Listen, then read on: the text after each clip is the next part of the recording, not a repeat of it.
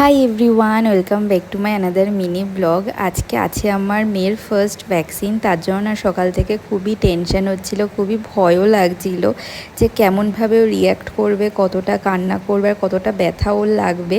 তো তার জন্য একটু তো টেনশন হচ্ছিলোই। তারপরে সকালবেলা ওকে ঘুম পাড়িয়ে ঘরের কিছু টুকটাক কাজ করে নিয়েছিলাম। তারপরে ওর ওই স্নানের টাইমে ওকে স্নান দান করিয়ে আমিও স্নান দান করে এখন ওর সাথে বসে আমি একটু খেলছি। আর এখন না ওর সাথে কথা বললে অনেকটা রিয়্যাক্ট করে, তো তার জন্য ওর সাথে গল্প করতে খুব ভালো লাগে। সাথে খেলে, হাসে, মাঝে মাঝে কান্না করে। তো এই মোমেন্টগুলোকে না খুব বেশি এনজয় করি আমরা। তারপর ওকে ঘুম পাড়িয়ে দিয়েছিলাম, তারপর পাপাও চলে এসেছিলো, তারপরে রেডি হয়ে গেছি আমরা। আর ওকেও দেখো রেডি করিয়ে দিয়েছে। ও না বুঝতে পেরেছিল যে আমরা কোথাও ঘুরতে যাচ্ছি, কিন্তু এটা তো জানি না ওর ভ্যাকসিন দিতে যাচ্ছি। আর আসার সময় কেমনভাবে যে কাঁদতে কাঁদতে বাড়িতে আসবে সেটাই ভেবে আমি খুবই চিন্তা করছিলাম। তারপরে 4জন মিলে বেরিয়ে গেছি।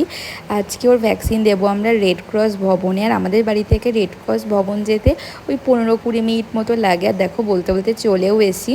আর ওখানে না ভিডিও করা অ্যালাউ ছিল না বলে আমি ওখানকার কোনো ভিডিওই করিনি। তারপরে ওখানে ভ্যাকসিন ওর দেওয়া হয়েছে। যে ভ্যাকসিন দিয়েছে না খুব ভালো হাত তার। ও একটু কাঁদছিল, কিন্তু ওই কিছুক্ষণ পরে ঠিক হয়ে গেছিলো। তারপরে বাড়িতেও চলে এসে ওখান থেকে মেডিসিনও দিয়ে দিয়েছিলো। তো কেমন লাগলো অবশ্যই জানি।